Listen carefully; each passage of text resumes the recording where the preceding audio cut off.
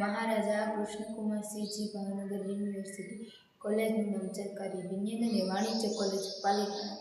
મારું નામ Makwana Prarthnaben. Roll number 25-20-45. મુખ્ય વિષય ગુજરાતી. શૈક્ષણિક વર્ષ 2025-26. સેમ 2. પેપર નામ સાહિત્ય કૃતિનો અભ્યાસ પદ્ય. Paper number major 3.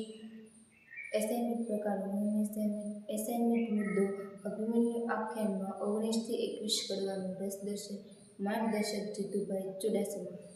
સંજય કહે, સાંભળો રાજા, સુભદ્રાને થયું નથી કે થવાનું પણ નથી. મુખે કહી શકાય એવું દુઃખે સુખે રમતા જમતા 10 માસ વહી ગયા. 11 અકળાયા જાણે પાપીએ વાસ પૂર્યો.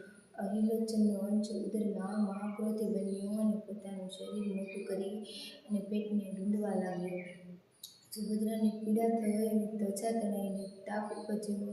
હાથ પગની નસ બહાર નીકળી ગઈ અને શામાં વારે વારે હેપતાઈ જાય અને પડી જાય છે. હરિના મંદિરે જતા આવતા લોકો દ્વારા વસુદેવને ખબર પડે છે કે તેની પુત્રીની પીડા જાણી પિતા રડવા લાગે છે અને માતા રોવીને આંખડી દે છે. 4 દિવસ વીતે જળની અંજલિ પણ નથી પીતી. વસુદેવ કહે છે કે દીકરી મને જોઈને લજ્જા પામી છે. ત્યારે જ દેવકી અને રોહિણી વિનંતી કરે છે, સ્વામી લાજ શરમ મૂકો અને દીકરીને બચાવો. વીરા સુભદ્રાને પૂછી અને આ વાત જાણે છે. ભુવા ગાતરિયાને તેડાવે છે. બધા એક સાથે આવે છે. તંત્ર યંત્ર કરે છે. પાણી પાયા છે. દંભી કરીને ચાલા ગયા પણ કોઈ વેદના ન જાણી શક્યા. નવા રાજવીતો આવતા ગયા અને કુંવરીની નાડી તપાસતા ગયા. આમ 3 વર્ષ વીતી ગયા પણ કોઈ રોગ ન કાઢી શક્યા. ત્યારે જ કહેવામાં આવ્યું છે કે પાપી પ્રાણને હરવા માટે પેટમાં ચાલવા લાગ્યો અને સુભદ્રા મરણ પથારીએ પડી છે. કૃષ્ણજી બધાને બહાર મોકલે છે. ભાઈ પિતા બધાને બહાર વળાવી અને સુભદ્રાને કહે છે, સ્વસ્થ થાઓ, એક ચિત્તને સાંભળો.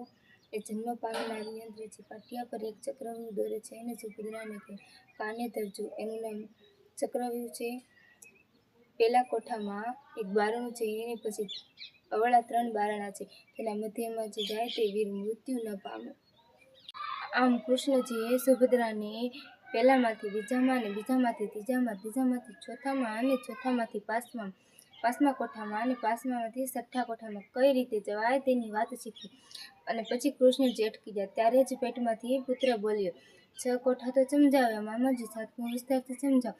ત્યારે કૃષ્ણજીએ કહ્યું, બહાર નીકળો તો આનાથી અધિક શીખવું. નિગુણ આણે આવ્યા અને સુભદ્રાને હૈયે હરખમાં 2 વર્ષનો પુત્ર અને પિતા જેવો રૂપવાન છે. બંને ભાઈઓએ સુભદ્રાને સાસરવાસ મોકલીને ભાઈ ભોંજાઈને ભેટ્યા અને કુંવર માતાને મળ્યા. જતા જતા નિકુળ બોલ્યા કે ઇન્દ્રરાજ આપણને 1 મહિના પછી મળવા ઈચ્છે છે. ત્યારે જ મનની અભિલાષા પૂર્ણ થઈ અને નામ અભિમન્યુ પાડ્યું.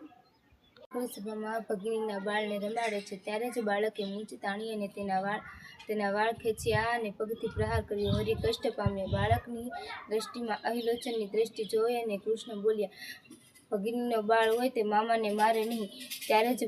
ત્યારે જ બાળક બોલ્યો કે કૃષ્ણએ તો પંથ ચલાવ્યો હતો, ભાણેજ થઈ અને મામાને માર્યો હતો, તો અમે તમારો શીલો કઈ રીતના ભૂલીએ, મને તરછોડી ન મૂકો. આમ અભિમન્યુ અને કૃષ્ણના વેરની વાત. 21મા કડવામાં કૃષ્ણ અભિમન્યુનું મિલન અને સંવાદ છે. કૃષ્ણ એની આંખમાં અહિલોચન જુએ છે અને અભિમન્યુ પણ પોતાના પૂર્વજન્મનો વેર યાદ કરીને તેની મૂછ તાણે છે અને પગથી પેટમાં પ્રહાર કરે છે.